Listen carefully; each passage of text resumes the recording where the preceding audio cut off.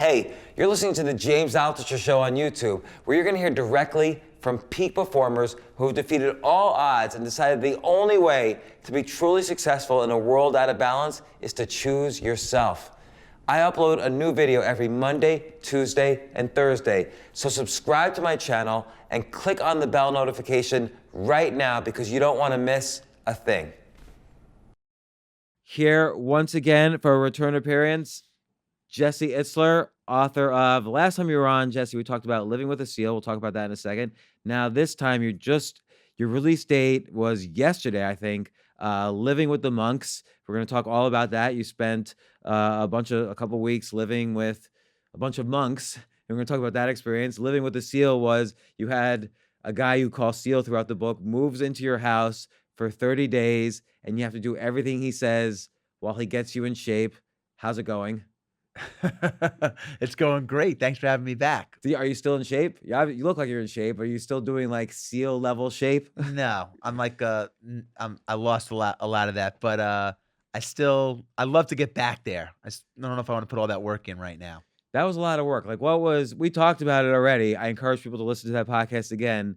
But I remember he would like wake you up at 4:30 in the morning in the middle of a blizzard and tell you to carry your kid, and who was like a babe, practically a baby, and like run 10 miles. Yeah. No, I mean a lot of that month that he lived with me and my wife and my 18-month-old son at the time was just the unknown. He just bombarded me with the unexpected. And at that time when he came to live with me, I was just in a routine. And my routine was get up, work out, go to work, come home, family time, and like probably a lot of us. And I was doing that repeat. And I just felt like I wasn't getting better. I was so in my routine, I was in a rut. And his marching orders, or his marching order when he came in was, I'm going to get you out of your routine, but you have to do everything I say. And so it wasn't just about physical shape for you. It was about somehow, and you talk about this in Living with the Monks, taking yourself to an edge somehow. Yeah. And he definitely did that. Because I'm always looking for an edge. I'm looking, how could I be a better parent? How could I be a better husband? How could I be, get more sales? How could I run an endurance event faster? I'm always looking for edge. And the traditional way is, read books, hire a coach, go to seminars, etc. But for me, it's always been stepping into the unknown has been the best way for me to get an edge, and doing stuff that's hard. That's been the stuff that gives me long-lasting, memorable, in my memory bank edge. I wanna address the concept of the edge, because I feel like it's almost like when you wrote your first book, it was kind of this quasi-experimental way to hit that edge, and also, but the focus was also, it seemed to me, getting yourself in shape, getting yourself in this mammoth shape, because SEAL was such a almost inhumanly good shape. Right. But now you're carving out kind of almost a genre for yourself of getting into these extreme learning experiences. Let's call them extreme learning or X learning, and then writing about it. Like it's almost like gonzo learning. You immerse yourself in an experience where you're going to hit that edge and learn from it, and then you write about it. So let's as opposed to just writing one book, now you've written two, you're going to write others, I'm assuming. And this now has become your, not brand is the wrong word, but your thing. This is what you're doing. This is what people think of when they think of you. And I'm enjoying it. I never was the kind of person that learned through textbook at school. I didn't learn really going to class. I don't remember anything from college. I mean, I went to American University. The tuition at American University is $40,000 a year today. I don't know. It was way less when I went. I'm 50. But for $160,000 present dollars of a college tuition, I remember specifically one lesson at school. I actually call it the $160,000 lesson, but what was the lesson? I was taking an advertising class my senior year, and I was at a crossroads in my life. I was either going to go into the music business, which I love, that was my passion, or I was going to sell a product called Aunt Franny's Brownies, because I had a roommate in college who had an Aunt Franny, and every month she sent us this shipment of brownies, and I don't know what she put in these brownies, but I was like, they made everybody laugh. I'm like, I can market these brownies. She was ahead of her time. See, And so in other words, you don't know what you put in these brownies, but it's about to be legal in all 50 right, states. exactly. And I'm like, they don't taste like the brownies I'm getting at the supermarket. No, but in all seriousness, I was like, these are delicious brownies, and I'm going to go into the brownie business. I'm going to sell brownies after college. For my final exam in this advertising class, my senior year, we had to create a fictitious brand from scratch, soup to nuts, slogan, advertising, campaign, packaging, jingle, which I was good at, and present it to the class. So I'm like, I'm going to use this class as my R&D department. If the professor likes Aunt Franny's brownies and this campaign, I'm going to roll it out and go into the brownie business. So the way our final was the way our classroom and the final was kind of situated, there was 100 people, kids in the class, and the professor said everybody had to hand in their campaign, but he was going to pick 5 people out of a class of 100 at random that had to do an oral presentation of their product, like a state of the union of the industry they're going into, present the campaign or whatever. I'm a senior in college. There's a 5% chance I'm going to get picked. Like, nobody prepared for the oral presentation. You didn't want to get picked. You just wanted to hand it in your thing and go enjoy the summer. So I walk in for the final. He says, all right, I'm going to do this the democratic way. Everybody write down your name.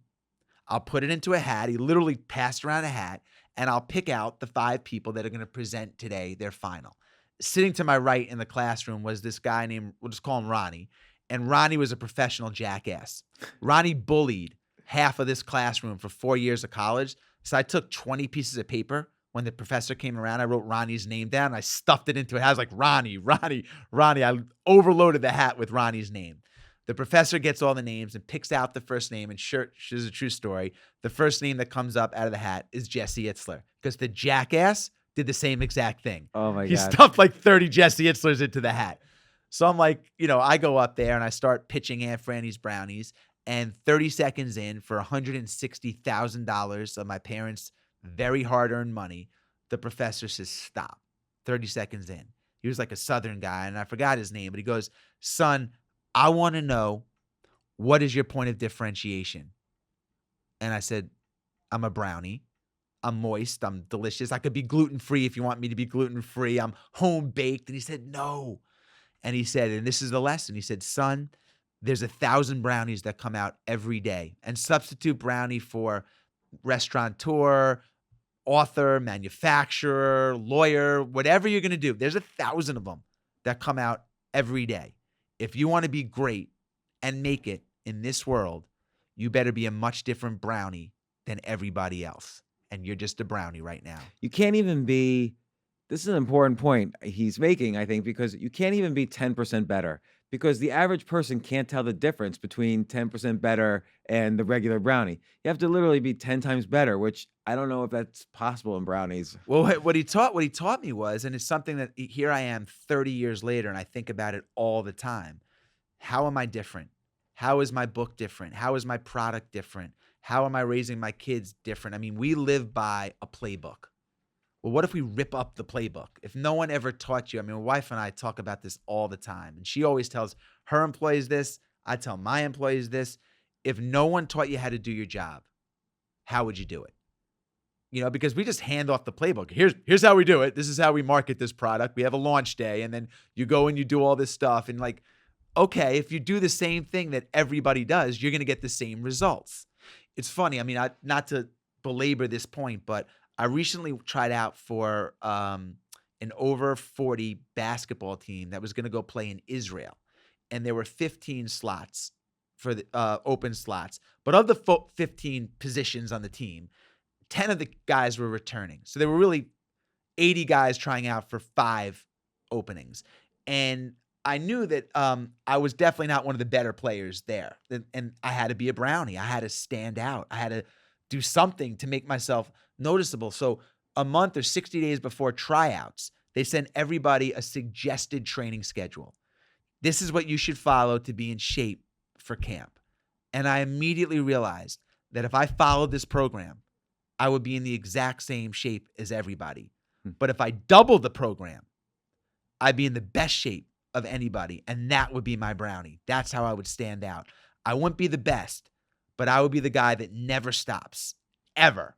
So I literally, in my driveway, doubled for the 60 days everything they said to do. And I would be exhausted on my driveway. And when we got to the camp for the first scrimmage, I said, okay, I'm going to guard the best player on the team last year because they'll have eyes on me.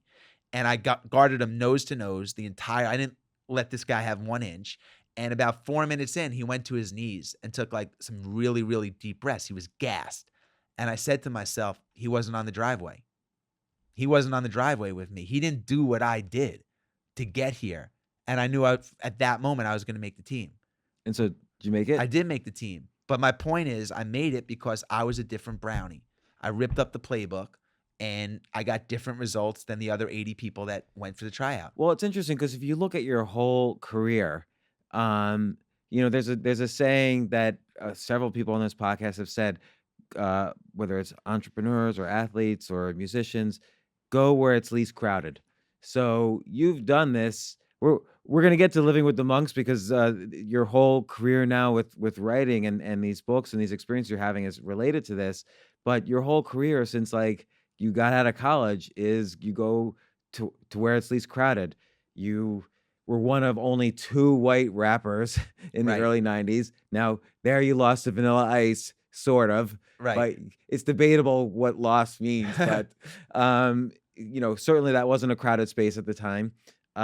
You then started this company, which I don't even know. I mean, I know how you came up with the idea of the company. You've written about it a couple of times, but making these kind of almost anthems or for sports teams, that was kind of a unique business. There was nobody really corporatizing that idea. Right. Then the marquee jets, the jet card, private jet card business was a new type of business. It was brand new. So it wasn't even that you were trying to be the 10x better brownie. You would go where there was nobody else. Yeah. And same with coconut water. We had to create the category. Right. It didn't exist. And, that presents a tremendous opportunity, but also challenges because there's an education around, people. There is and there isn't. But like for instance, take the sports business.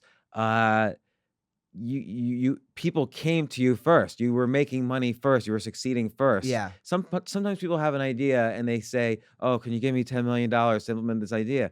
Nah, just get a customer first. Then the next customer will come if you're good or not. Yeah. I think the theme for me has always been like, ready, fire, aim. It's been like, I feel like I don't have enough time to get experience. It just takes so long to get experience. So I've always been like, when I've had an idea, get the advantage of being the first mover in the space and don't try to write, for me, take years of research and experts and business plans and all that stuff. And I'm not against that, but my thing has always been like, get my foot in the door as quickly as I can and figure it out along the way. But it is interesting though, because let's dive on that a little bit. This is a chapter in your book. One of the things you kind of derive from your experience of living with the monks is sort of towards the end of the book. You have a section, experience is overrated. And you're talking about that now, and yet in some things, there's this whole concept that in order to be the best at something, you have to put in 10,000 hours of deliberate practice. So that's one school of thought of learning and being the best and being the top of your field. On the other hand, there's a lot of evidence, like you're suggesting, that if you look at something with beginner's mind, fresh eyes, that you're going to come up with your own unique ways. Maybe what you're doing is you're borrowing from other skill sets where you put in the 10,000 hours and then using the skill sets of other people that you hire or work with. So there's sorry about that. That's okay. So there's this idea that experience is overrated, but you still have to kind of borrow from the experience of others to really make it happen somehow.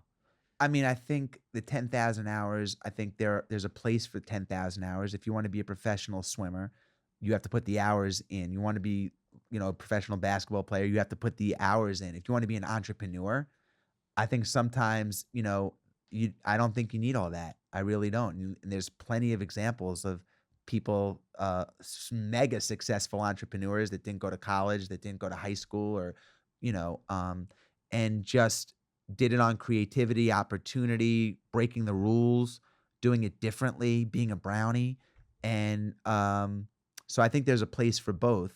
But I think there's also a lot of people who have lost opportunity trying to take the time to get 10,000 hours. Well, it's interesting. We Oh, I recently. had that idea. Oh, I'm so mad I didn't execute. Someone else beat me to the punch. Yeah, because you're trying to wait for the right time and have the right experience. And very often the timing isn't right. Timing is like a big excuse. Time's never right. And, you know, I don't have enough experience. I'm going to spend years doing it. And then once I have the experience, I'll do it. By then, there's 4 competitors that have that first advantage, first to market advantage. Yeah, no, I agree. And there's a book, Smart Cuts by Shane Snow. He's been on this podcast, and he talks about the presidency. How if you look at most lists of who the best presidents are, usually people think, oh, you have to be in Congress and the Senate, then maybe vice president, then president. But actually, it's the people who have had the least experience who end up becoming the president. Like everybody told Barack Obama in 2008, wait your turn. And he's like, no, I'm just going to do it. Right. And he did it. So he Right. was senator for 2 years. Dwight Eisenhower had no political experience. All these, John F. Kennedy had relatively little political experience versus his competitors, Lyndon Baines Johnson and Richard Nixon, who he was running against. They had much more experience than him. Right. So it's an interesting thing that sometimes kind of having that hunger is what will get you to figure out where to borrow the hours from and how to take not necessarily a shortcut, but a smart way to learn something to be able to do what, like, again, we'll get to living with a seal. You're like, okay, I'm not gonna by myself get in as good a shape as this guy seal. So let's bring him into my house for 30 days and then I'm gonna get good. And by the way, that experience is weird enough that it could be a book. Yeah. And that type of book is interesting enough and unique enough, it could be a series of books. Yeah. And it comes back to what you said in the beginning of of our talk about edge, and I look back on my life and I think about the most impactful thing I think that probably ever happened to me, other than choosing who I was, the person that I married, was I ran this 100-mile run nonstop, and I did it for charity. And I gave myself 30 days to train, 90 days to train for it.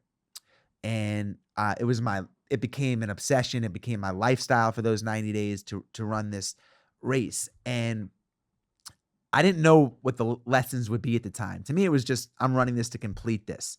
And this is my goal, and I want to hit this goal, and nothing's going to stop me, from hitting this goal, that kind of mentality, obviously. But here we are. It's been almost, 10, 15 years later since I ran that race. And the benefits still are so significant. And it's something that I can always tap into. The experience with SEAL, the experience with the monks. These are just things that I call are part of what I call your life resume, and we put so much emphasis on our work resume, which is important. But if we turn the model upside down and we focus on our life resume and these moments, and we're aware of the moments when they happen, and we take inventory on them, and we build on those different experiences, to me, that body of work is so equal, if not more important than your traditional resume. Absolutely. No, after a certain period, for instance, no one's going to ask you where you went to college, but they're going to say, you let a seal move into your house and you did whatever he said for 30 days to get in shape, or you lived with these monks for, couple weeks and did all these things to get this experience. And it's those experiences that are a little bit outside, like you say, they're on the edge. If you're too far out on the edge, people say you're just crazy. But if you're right on the edge, people don't know. But they respect what you did and they want to learn from it. And they always say, what I've noticed with my own experiences in this, they always say, man, I wish I could have done that, but XYZ are the reasons why I couldn't do it. Definitely. And what happens when you put yourself in those situations, the real gems, the real life lessons, the real nuggets, they don't come in the direction you think they're going to come. They don't come in the way you think they're going to come. For example, I just took my son, who's 8, and my friend, who's a police officer in Suffolk County, brought his daughter, who's the same age, and we hiked Mount Washington in the winter. Mount Washington is one of the 10 most dangerous mountains to climb. It's minus on any given day, minus 10, 20 degrees, winds blow at 50 to 100 miles an hour, etc. And my son, 275 miles per hour. You mentioned in the book. that's the record is recorded there. And we took these 2 kids and we camped out outside at night in a minus 40 sleeping bag with my son and my friend and his daughter. And we went up there and I was like, man, my son's I'm going to learn all this about, this is a survival thing and I'm going to become this survival adventure guy, whatever. But what happened was when we got up there, I said to Kevin the cop, who I call him Kevin the cop, I said, Kevin, how often do you take trips like this?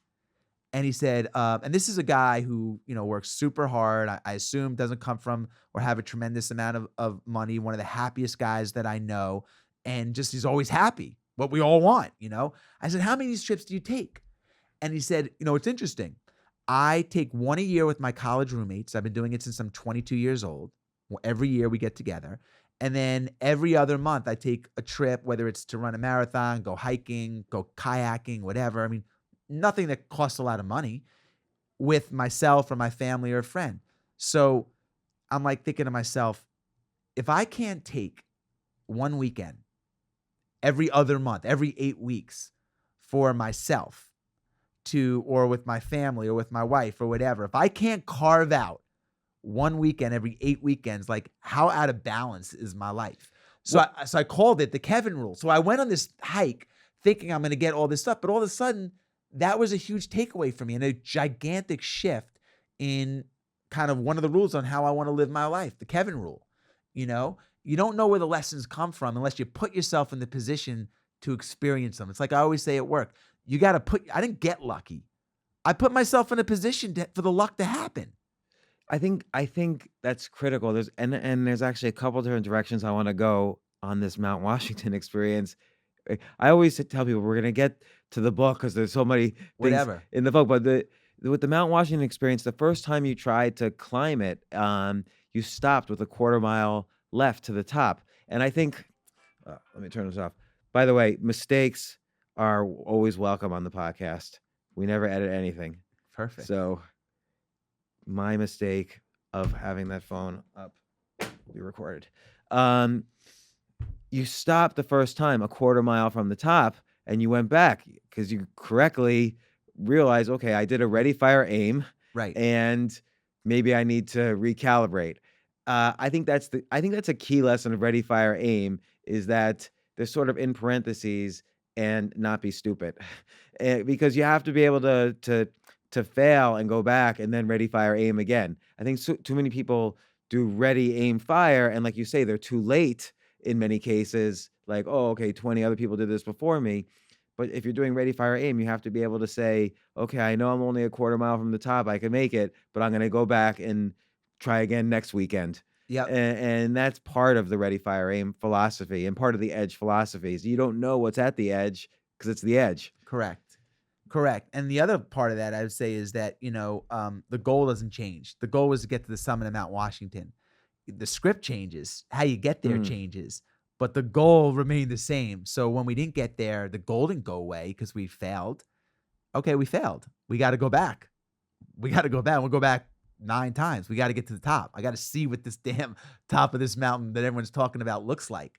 So the goal never changes. It's just the course to get there changes. And I think that was a really powerful lesson for me. And when you marry that with urgency, we live in a world where urgency is just so important, at least, I believe it is. Right, because Sarah told you, your wife told you, oh, so you'll try again another year? Yeah. And you're like, no, next Saturday. Yeah, we went up and I got back and everybody knew I was trying to get to the summit of Mount Washington and people were texting me and I'm like, we didn't make it. And people are like, you failed? It's only a 4.5 mile climb, but it's the conditions and the weather that's the real issue and the visibility and the wind. And I'm like, no, I didn't make it. And I said to Sarah, I failed. And she said, well, sweetie, get a tour guide that can help you navigate. You don't even know what you're doing. Get a tour guide, go back next winter, break in your boots, etc. And I was like, next winter? I'm going back on Saturday. And I flew back to New Hampshire and I went back because there's no guarantee what next winter looks like. I mean, Although look at the experiences of you and Sarah. So Sarah Blakely, your wife, started Spanx. she was very good at having an incredibly unique idea, but then doing aspects of it were ready, fire, aim. Like she got the Neiman Marcus deal before she figured out the manufacturing. So that was very much ready, fire, aim. But she really planned out the product for many She years did. while selling fax machines. Like she did an extreme ready, aim, fire until the right moment. And then she was like, okay, now ready. I'm getting the Neiman Marcus deal or whatever deal it was. And then figuring out the manufacturing. She was ready, ready, ready, aim, fire. Right. She obsessed on the product, and when she was, which rightfully so, and she was very careful about releasing anything until it was exactly the way she wanted it. And she had a different approach, and it worked. It worked for her. I'm wired differently. I'm an adrenaline junkie. I'm an action freak. Um, and I'm gonna get my foot in the door and figure it out. And she's not. So for her, that was the right. Everybody has their own strategies. You have to try different things to see what works best for you. And her style for her is perfect, and my style for me is suited me well. So in marriage, do you think I don't think you two are necessarily opposites, like you're both willing to hit, go where it's least crowded and hit that edge in your own ways, but do you think it's more similarities attract or opposites attract? Because there's aspects, and you can see in the banter in the book, there's aspects Yeah, where you're opposites, but I see there's a lot of similarities too. we have very similar values on our friends, our family, our relationship with time, etc. And the areas where we're very different, and there's a lot of them, add for newness and adventure and excitement. So I think that's a really good mix. But the values, our core values, are very similar. And you talk about your relationship with time. This comes up a lot in the book, Living with the Monks. It seems like you go through this math quite a bit where, okay, I'll have, I'm making this example up, but I'll have 20 more. I visit my parents. Someone could do this analysis. I visit my parents every summer. I have maybe 20 more summers with them. That means I might only see them, let's say 18 more times. If I see them 18 out of those 20 Right. summers, I better make sure out of those 18 times, because it's only 18, that each one is, the maximum enjoyment visit I can have. So you do that kind of math quite a bit, where you break it down. How many times will I have to enjoy X kind of experience? Like, playing with my son, or hiking this mountain while I'm still in good shape, or writing these books, or doing whatever. It seems like that kind of math I you do it have a all the mind for it. time because it makes me super present. And What's a concrete example? Because I just made up an a example. concrete example is, are your parents alive? One of them is yes. And how old is your mom or your dad? My mom's 77, And where does she live? New Jersey. Okay, and how often do you see her? Not as often as I should. A couple times a year? Yeah, So let's say you said she's how old? 77. Okay, so the average American lives to be 78, but let's say your mom lives, another, knock on wood, she lives longer, but let's say she lives 5 years. Most people would say I have 5 more years with my mom. But if you only see your mom twice a year, you don't have 5 years with her, you have 10 visits with her. Right, so each visit's a 10% of the time I will see her. Correct. And if she lives to be 78 and you see her twice a year, then you have 2 visits with her. It's not, you don't have 365 days. You don't see her 365 Right. days. You see her 2 days. So when you you have to, I love reverse engineering the rest of my life.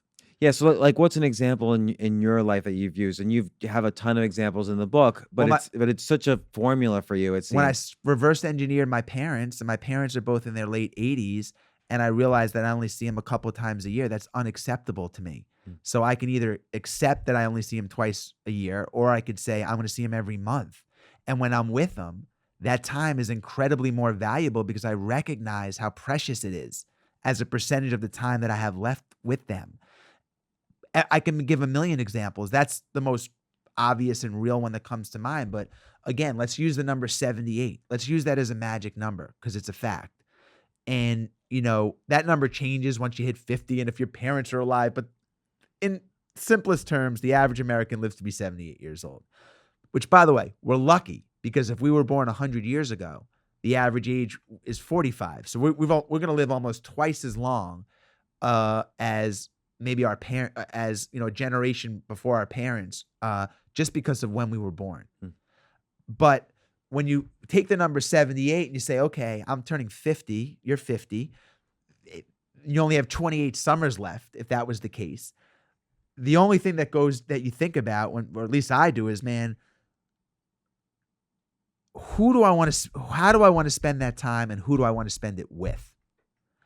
How do I want to spend that time, and who do I want to spend it with? And I want to put as much stuff on my plate of the things I love to do with the people I love to do them with as possible, period. And if you look at the 4 key buckets of your life, so like, your wellness, your family, your business, and relationships / causes that are important to you, let's just say, if you're spending a lot of time on things outside of those 4 core areas, to me, it's a distraction. It's nothing but a distraction.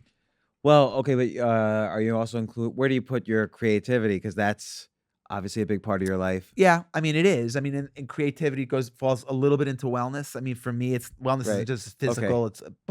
But my point is, I'm very aware of that time element, and I don't want to waste it, And so when I'm having big moments, I become aware of them, and I go back to the Kevin rule. Right. Well, the Kevin rule is part of that kind of formula. It's part of the formula, and that's kind of like, how do you reverse engineer how? Because listen, when I hiked Mount Washington, I didn't see any 70-year-olds on the mountain. I didn't see really any 65-year-olds on the mountain. If I like to do that, I can't wait till next summer then.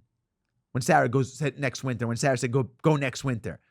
No, I'm 50, man. Like there's a short margin of error in that time frame. Do you think turning 50 was a moment for you where? Yes. I think there's not a day that goes by where my head hits the pillow when don't say to myself, did I maximize the day? And I'm not just saying that. It's not a marketing thing. That's like, ask my wife. Like, I talk about it all the time. I say to Sarah all the time, think about this moment right now. Both your parents are alive. The kids are healthy. We're, knock on wood on everything. How does it get better? Like, you appreciate this right now. I think that, I just turned 50. This is probably the only important birthday I've ever had. It's the only one where it actually really caused me to think philosophically. And I remember I was talking to a friend of mine recently, much younger, and she was throwing a party, and she was asking me who she should invite. And she had, well, I don't really like these people, but I feel bad if I don't invite them. And I said, one way to think about it is, if this person was the only person to show up at the party, would you be happy that they were the only person to show up?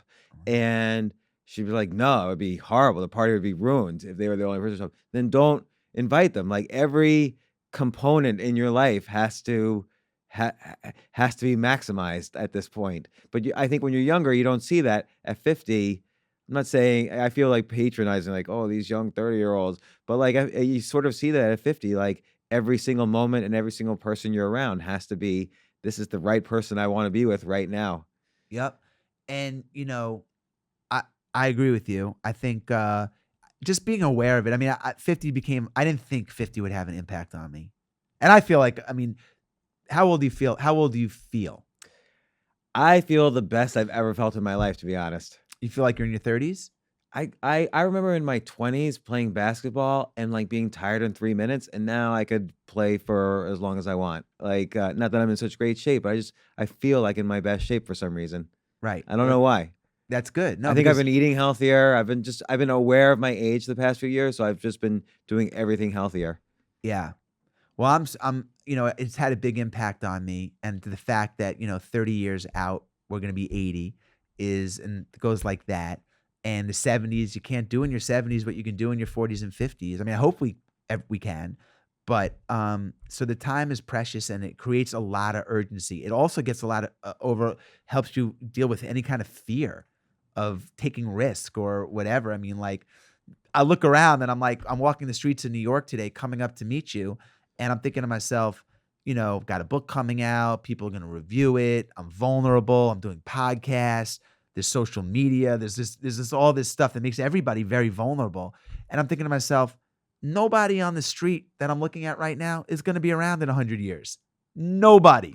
Right. Well, that's the interesting thing too about legacy. Like take world famous author Philip Roth just passed away this past week. Great writer, has written like God knows how many novels. Was always considered a contender for the Nobel Prize in literature.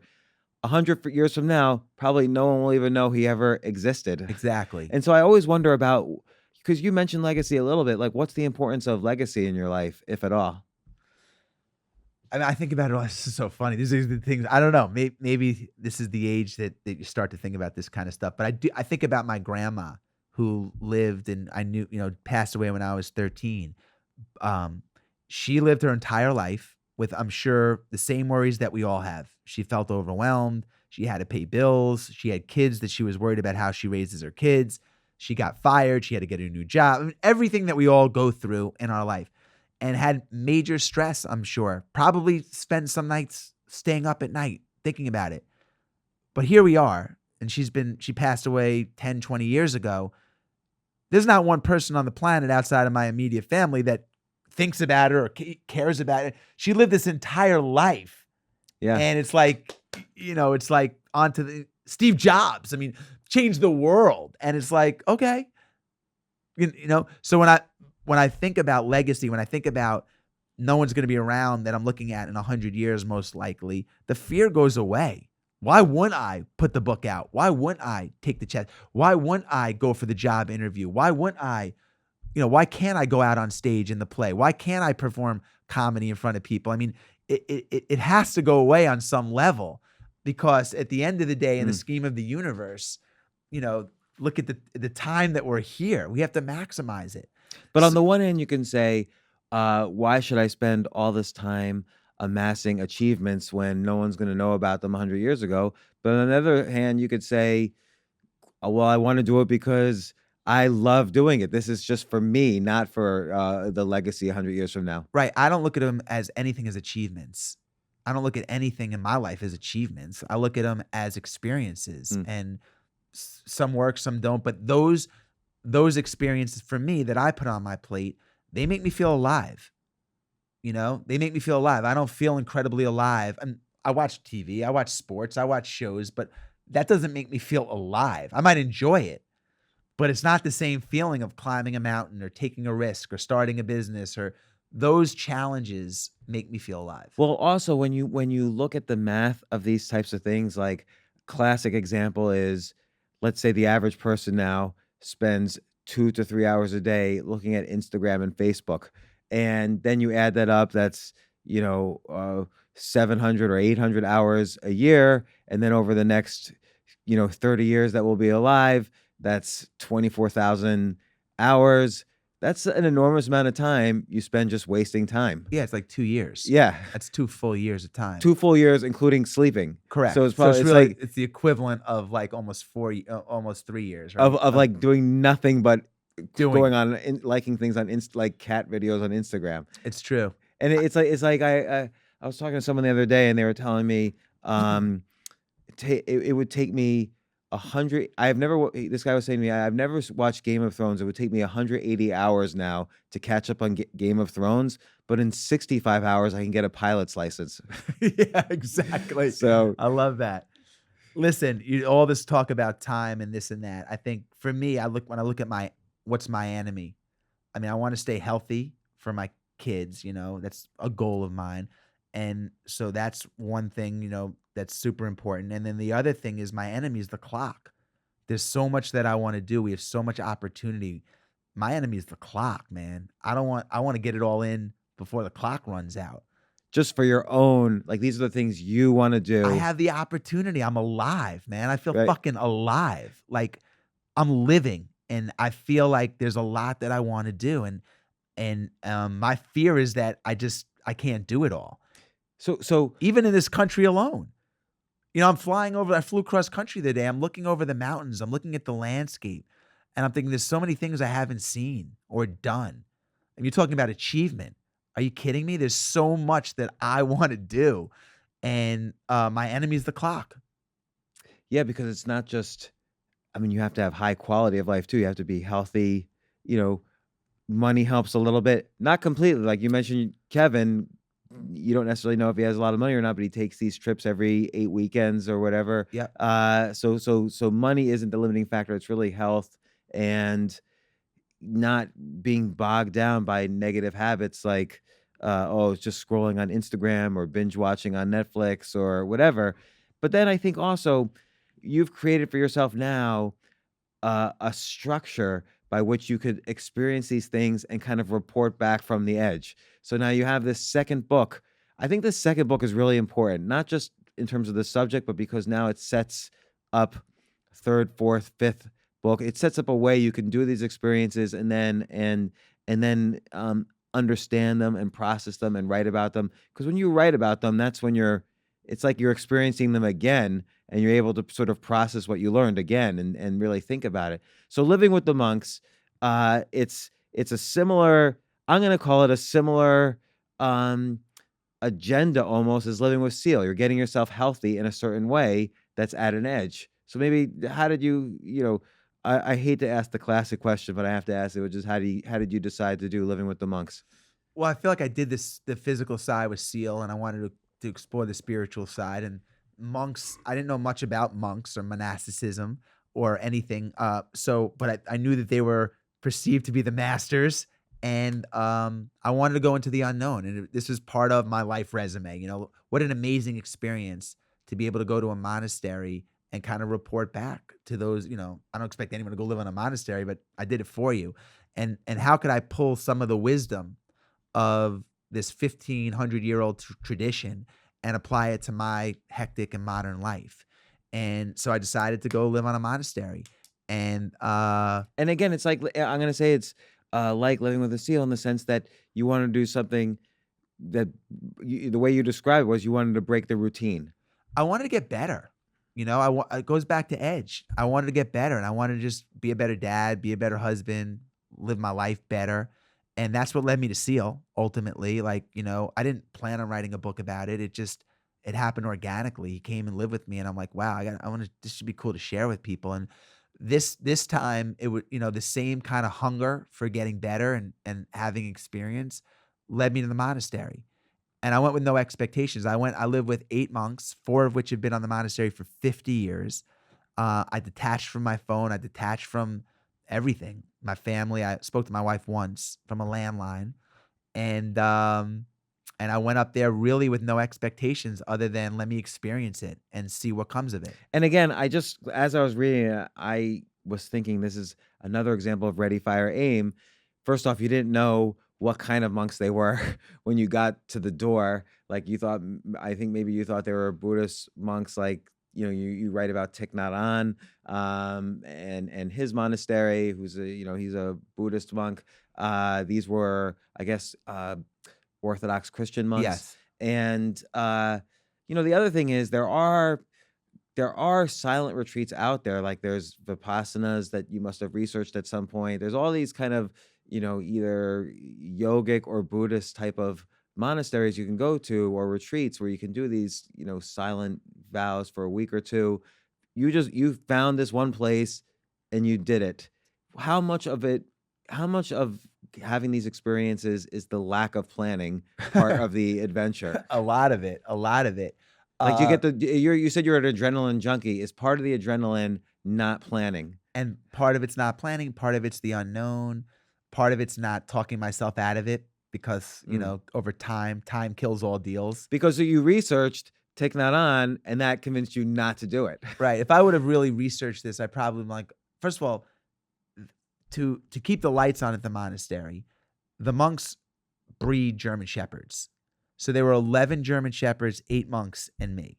And they trained, they're world-renowned dog trainers. So every week, new dogs were coming in that they were training. I'm not really a dog guy. I like dogs, but I don't super click with dogs. It's not like they run over to me. We're in a room with 8, 9 people here. I'd probably be the last one they'd sniff.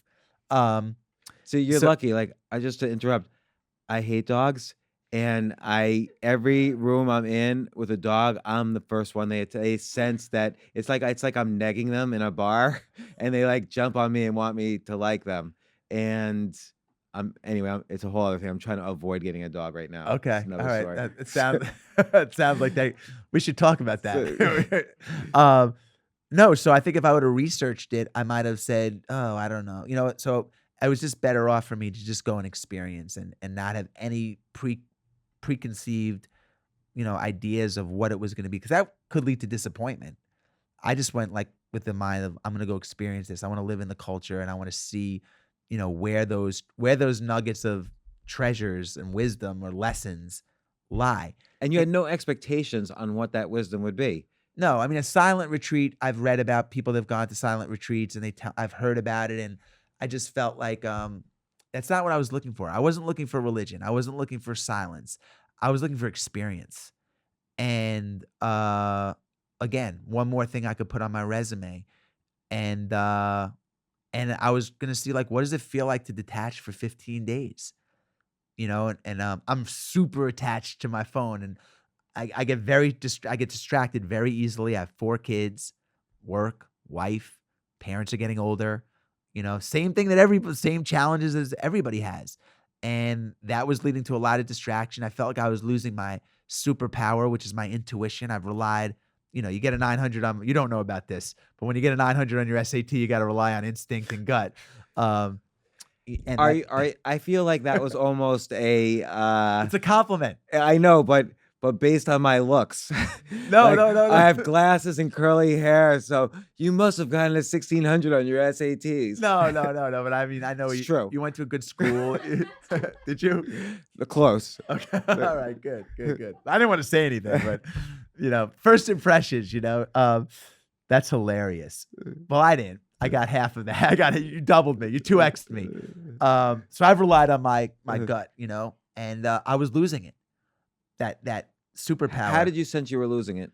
I just wasn't making decisions that I had made in the past. Not bad decisions. I wasn't making bad decisions, like doing anything, nuts, but little things that in the past would like lead me in the right direction, where that voice wasn't talking to me anymore. Is there like a specific People, You don't really mention a specific example in the book. Is there like one that you people, like people what? like business decisions, like in the past, I'd be like, I would be able to read people very well and be like, my spider senses are telling me to stay away from this. And I was making those decisions, and I wasn't honoring myself, and I just wasn't, my gut with like how to raise just everything, really, honestly, because how could you, unless you spend time alone, and my form of meditation has been running. I run alone with no music. I ran an hour a day for the last 20 something years, 25 years, probably, thousands and thousands of hours alone. But unless you spend that time alone, it's very hard to be in tune with your gut. I rely on Siri now. I ask Alexa my questions. I go to Google. I can get anything at any point by pushing a button and asking. And I'm bombarded by information. I'm bombarded with texts. I get real time. I can see news unfolding in schools and this and that, and watch it like I'm there, and all of that there's some positives to that. But for me, the negative was gut. And I felt like, let me see what I miss. What don't I miss if I go away? Like, what's going on? Let me take some inventory, man, and see, like, let me look inside me, and let me just get forced to think. I don't like, thinking is a lost art form. I don't even spend time to think. My wife had to set up a fake commute. We live 2 miles from her office. It's a 4-minute car ride. She takes a 40-minute car ride just so she can think. And I'm like, that's brilliant, So let me take 15 days to think. And what happened when I went and I spent time alone is the things that were most important to me rose to the surface. And the things that when I came home, everyone said to me, well, what'd you miss the most? What'd you miss the most? But not one person asked me, what didn't you miss? And when I look at my life and I think about time and how I spend my time, what I didn't miss a lot of the things that I spend a lot of time on. I'm a to-do list nut. I mean, my to-do list is like, I write everything down, to-do list, and it's super overwhelming, And when I got to the monastery on day 5, I'm like, if my to-do list blew away in a hurricane, life goes on.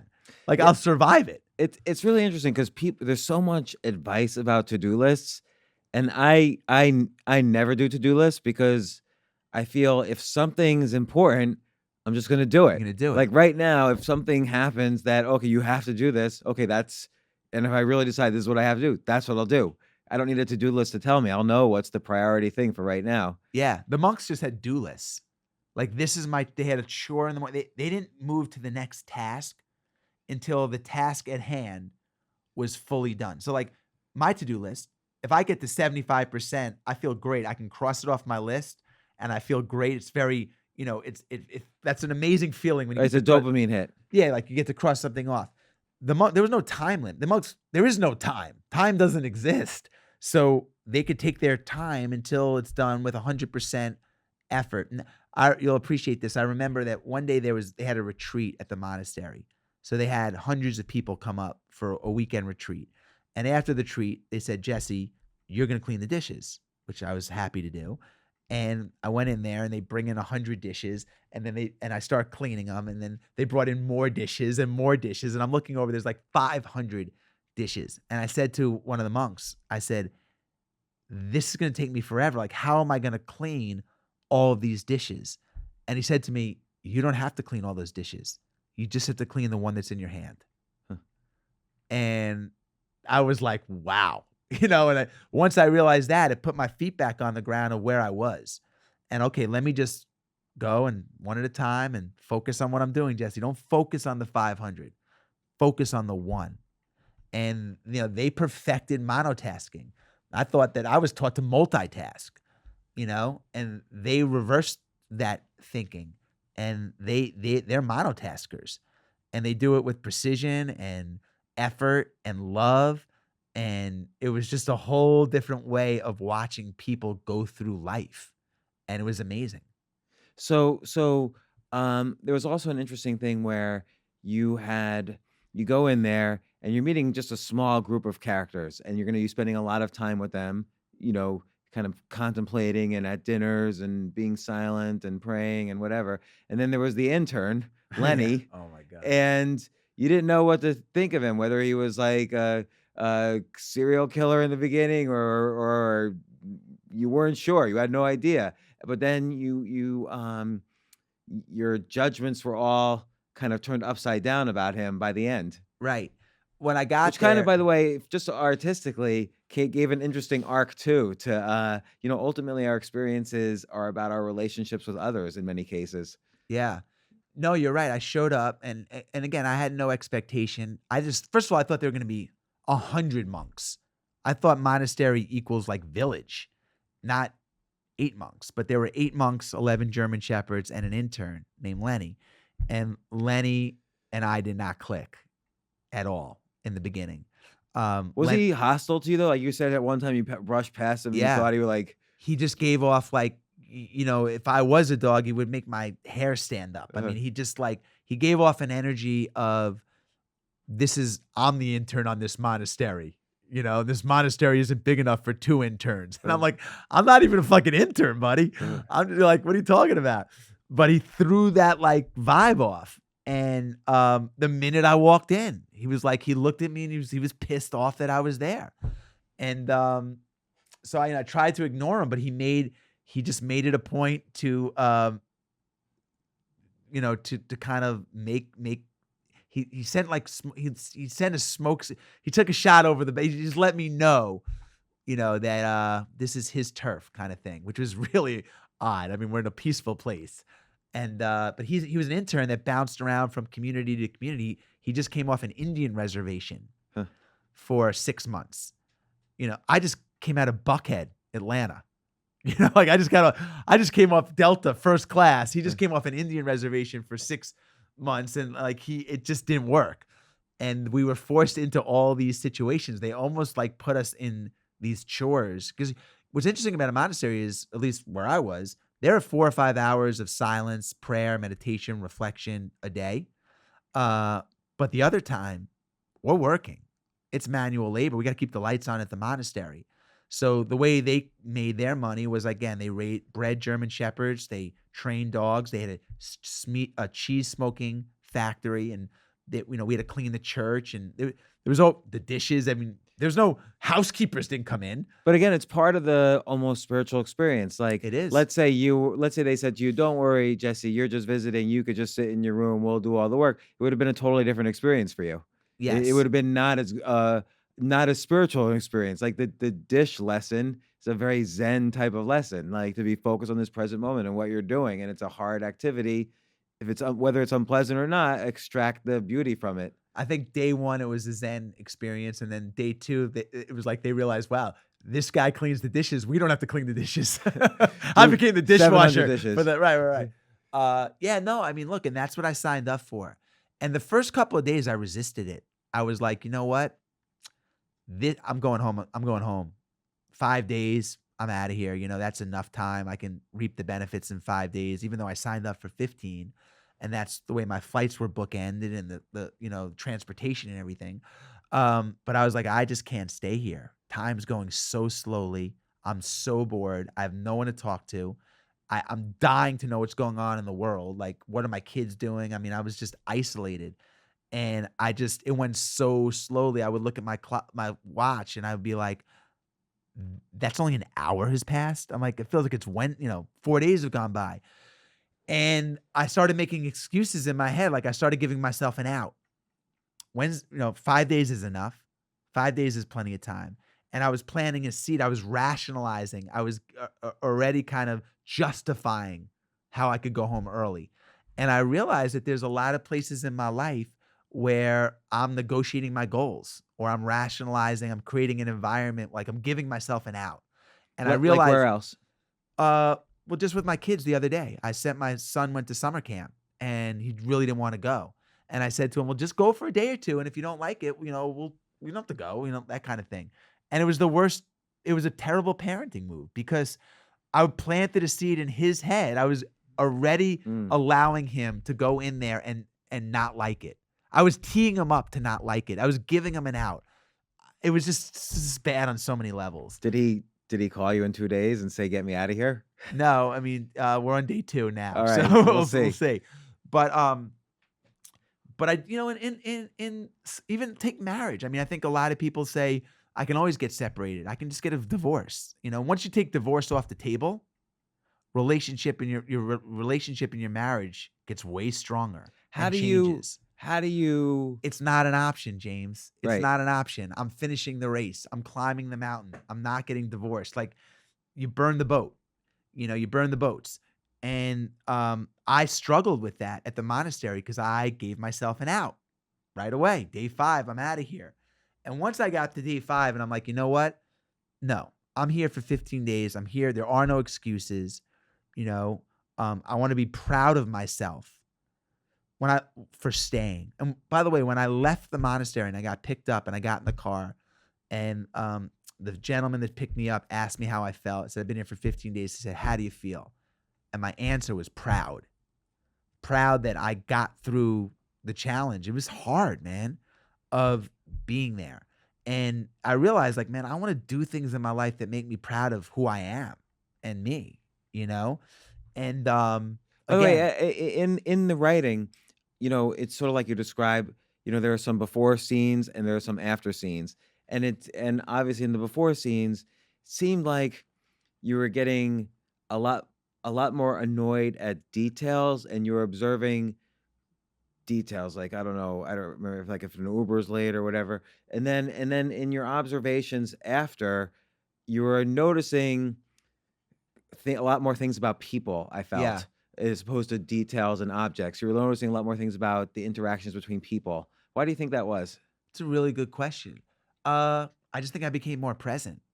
I think I became way more present. You can see I don't have my phone on the table right now. I don't, I'm still on my phone, but at home, I try not to have my phone at dinner. I don't bring it to movies. I don't keep it in my room at night. Do you read the newspaper at all? I know you did in the book. You had the guy sneak a post to you, but other than for the sports news, do you find any value in the I newspaper? find tremendous value in the newspaper, and I would give myself an F. Like, I go in and out of periods of time where I read the newspaper cover to cover, probably 3 a day, but I'm not in that zone right now. But yeah, let me ask you. Like, I don't read the newspaper at all Yeah. ever, and I haven't probably in about 10 years. what value do you find in the newspaper? Like, what if you don't read the newspaper, what do you not know?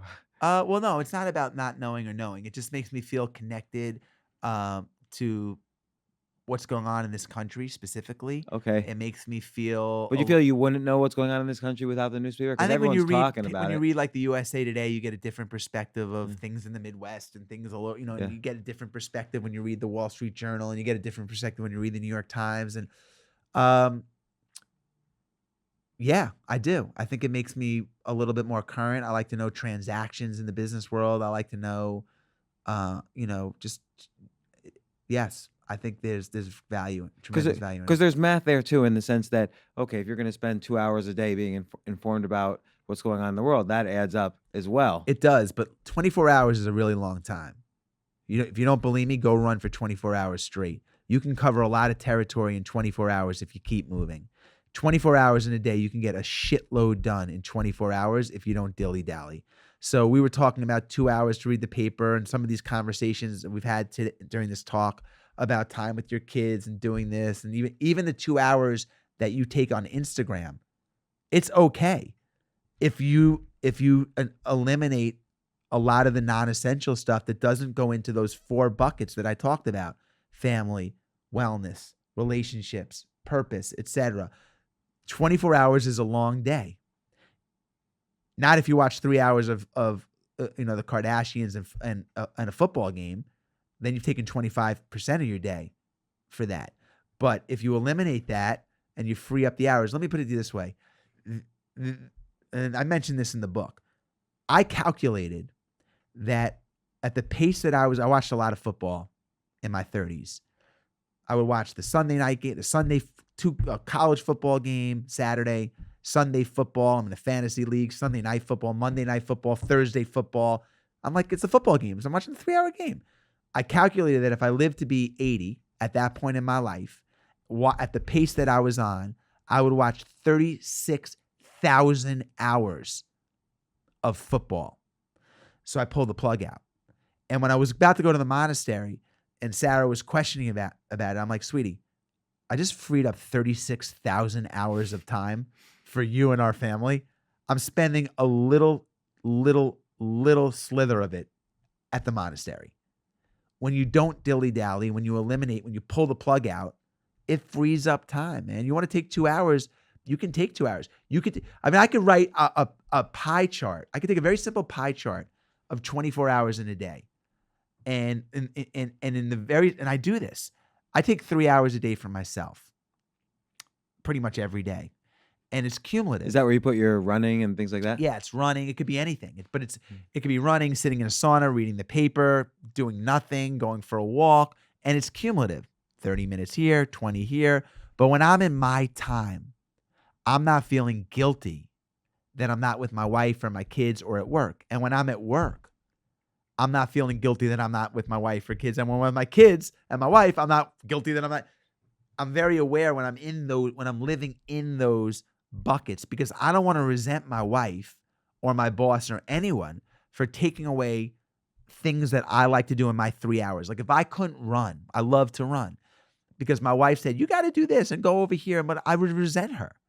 I'm like, you can't dictate, like, that's my time, like it's the only thing I have. So that pie chart, 3 hours are for me. 7 is for sleep. Sometimes I need 6.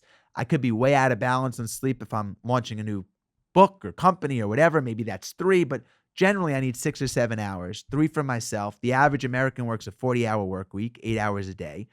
That still leaves 6 hours for your Instagram, for your commuting, for your meals or family or whatever. My point is, it's a long time, 24 hours, man. It's a long time. It's just, how do you spend it, And it's still respecting that time, Yeah. like each hour. So it's a couple of things I want to just check my notes, make sure I'm hitting everything. But one thing I was curious about, you mentioned in the beginning of this book how with Living with a Seal, you pitched it also you and Seal pitched it as a TV show. So you pitched it to one channel, it didn't work out. You pitched it another in CBS, I think. The Yeah. meeting went well. Seal kind of blew it the first 2 meetings, and then you calmed him down and you pitched it to CBS. They liked it, and it didn't work out. It seemed to me, when you were just describing that story, that's one case where you're not going to where it's least crowded. Like everyone's pitching a show to the three major networks and then Netflix and whatever. Um, it seemed as if you want to branch out kind of the media empire aspect of this type of storytelling, seems like there's probably alternatives to television. Definitely. And that's a good example of me going against my intuition Hmm. and not being in tune with my gut. You're right. And I knew. Now I look back on that and I said there's so many different avenues and lanes and creative ways to get this out there if I want to, than that traditional route. But that lane, I thought, at the time, and I still do, uh, it makes a great sitcom, a great show. It's fish Makes a out of great water. It's sitcom. amazing. So, that's the 800-pound gorilla, network TV or Netflix or whatever. So, if they were interested, that would be a good lane. Again, it goes back to, if my goal is to get that distributed or, to a larger audience, because ended up getting a deal with one of the major networks, the goal doesn't change. The path changes. And I'm still on that journey. I haven't written that off. That's just, got to just take a different route and call an audible. But the goal's the same. Of Just- bigger distribution or television. Just getting it to getting something that's creative, fun, positive to as many people as I can about, with that book in that format. And I love the format so much. Like you must, I'm sure, and your agents here, I'm sure you must be thinking of, the next 10 different things you could kind of immerse yourself in this, in this edge sort of way. Like, what are some of the other topics that you're thinking of? I know you've spoken about it in other interviews. I've been giving it a lot of thought, and I think if you overthink it and plan it and it's not authentic, it won't work. But my passion is, I've only eaten fruit until noon for 27 years. And In commemoration of that, by the way, I've only did fruit until noon today. okay, perfect, So- perfect. We got something in common. Yeah, I've been lately, after our last podcast, I did only fruit until noon for about 2 weeks, and then I switched. But I usually do some protein for breakfast. But I did fruit until noon today. I'm gonna see how long I could try it again. So, there was a book called Fit for Life that was written that changed my life. I read it. It was written in the late 80s. But I love to live with Harvey Diamond, who wrote that book and kind of remix Fit for Life. So, I could talk for hours about this topic, but that's something I'm really passionate about. I feel like that's the book I was meant to write, and because I live it. And so fruit till noon is something that and it wouldn't just be about eating fruit till noon and the benefits of it. It would just be a different kind of wellness book, more on common sense than science. So what would be like another common sense thing? So the fruit for till noon common sense, by the way, is just that fruit is digested in a different way than other food groups, requiring less energy, which gives you more energy in the afternoon, when you need it for the day. Well, let's go against common sense for a second. So we've been taught through multiple campaigns, millions, billions of dollars, breakfast is the most important meal. Have a big breakfast. You're taking a test today. My mom used to tell me, you're having a test, have a big breakfast. Well, we know that if you eat a big meal, digestion requires more energy than anything else. You have a big meal, you get tired. Thanksgiving, you want to go lay down. Who says breakfast is the most important meal? Nabisco? I mean, who says that? Flintstones vitamins. Now you're hitting the hot button here. Another 1970s thing we grew up on. We grew up on them, but we didn't grow up on them with the same formula. A lot of the foods that we grew up with, I grew up on Big League Chew. I grew up on Raisin Bran. There's a lot of things that I grew up on where the formulas have changed. We grew up on sugar, not aspartame. We grew up on regular sugar, not high fructose corn syrup. The formulas have changed because they become cheaper to make. But anyway, this is stuff that I want to talk about and expose on a big way in this book. And these are topics that are really important to me. And I feel like if you don't have a cause at 50, as we get older, that's really important to you, and you're not standing up for something that you think is wrong, I think that's a miss. Hmm. I think we all need something at that second and third chapter of our life that is meaningful. That will take a position on something that means something important to you and stand up for it. And I look at Flintstones vitamin. I'll use your platform to talk about it. I look at Flintstones vitamins, and on the packaging, it says that it's the number one. You can pull it up. It's the number one recommended vitamin, kids vitamin by pediatricians. Number one vitamin recommended by pediatricians. It says so on the packaging. So they must have surveyed thousands of pediatricians, I assume, and this was the number one vitamin of choice. If you look at the ingredients in Flintstones vitamins, let's separate the main ingredients: sugar, aspartame, etc. I believe 3 to 5 of the current ingredients are banned in 10 nations. They're deemed so dangerous that they're banned in Norway and all these countries in Europe. How in the world could a doctor in his right mind suggest to a little infant or a 2-year-old that this is of all the amazing vitamins we have in this amazing country we live in, this is the vitamin I suggest you take? I'd like to see one doctor raise their hand and say, this is my choice. It's on the packaging. I like Bayer to put together a list. So without knowing, like my gut is, doesn't the FDA check their labeling and confirm it? Like, isn't there illegal? Yeah, well, they would say in the doses that these are in the doses per vitamin that this is esteemed safe or whatever. They say the same thing about tobacco. I mean, but I don't know. I don't see. Would you give your kid a glass of aspartame or a glass of Yellow Lake, 6 or Red Dye 40 or whatever it is? No. I mean, again, it goes back to common sense. And maybe if you take one of those pills, there's not enough. But if you're a 2-year-old and you take 2 pills a day and you have them until you're 12, so you've had 7,000 of these pills, don't you think maybe that would cause some issues? And does Norway know something we don't know? It just doesn't make sense to me. It doesn't make sense to me. So my point is, I'm passionate about it. I'm pissed off. And, I think it's important to have a cause that you believe in. So if I have a platform on any level, it could be 20 people, it could be 2 million. It doesn't matter. I want to be able to let people make their own opinion by presenting another side of it. Because for me, as when I was growing up, my parents saw number one recommended doctor by pediatricians, and that was enough. But I don't believe that anymore. I've lost trust in that. I don't believe that. That's marketing. That's common sense over that's capitalism over common sense to me.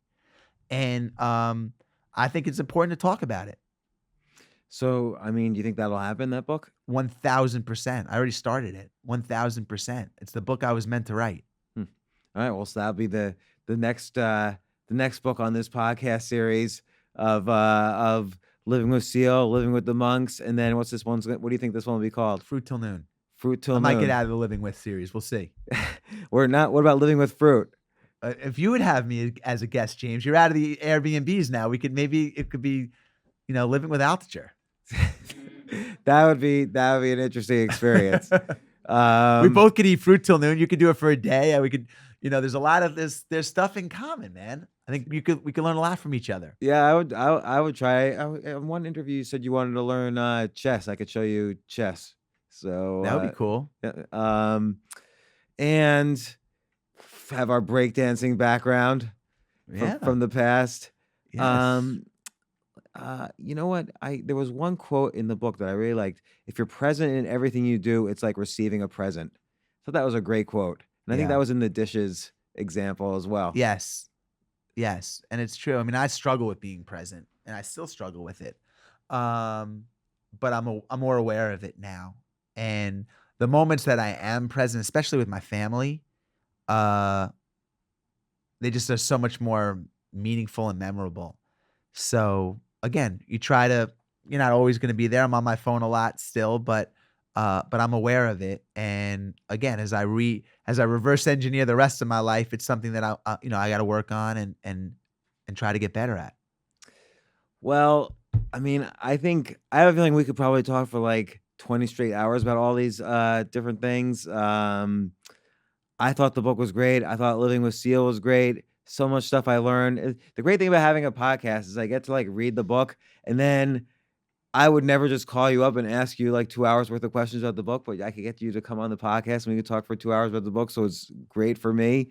So thanks once again for coming on the No, podcast. listen, It's I always feel such a fun time. I feel so lucky that you had me back. So I appreciate it. I love what you're doing, and hopefully we can do it again over fruit, talking about fruit. Yeah, I would love to do it. We'll fill this table with all sorts of fruit. I seriously I had a fruit salad at Mason Kaiser on 76 and Broadway, and my girlfriend, they served the food, and my girlfriend's like, "What? We didn't order that." And I'm like, "No, I ordered the fruit salad." And everybody, like the waiter, everyone's like, "Oh, you're doing something new." And I'm like, "Yeah, why not? I can order fruit once in a while." I love it. I love it. I love it. All right, well, thanks, Cool. Jesse. Thank Thanks you, for coming on the James. Thank you podcast. so much. Hey, thank you for listening to the James Altucher Show on YouTube today. I have a really special, brand new episode coming out next week, but you can watch it early. Just click on the link right here or subscribe to the channel when you click on my face. And one more thing, don't forget to click the bell. I'll see you next time.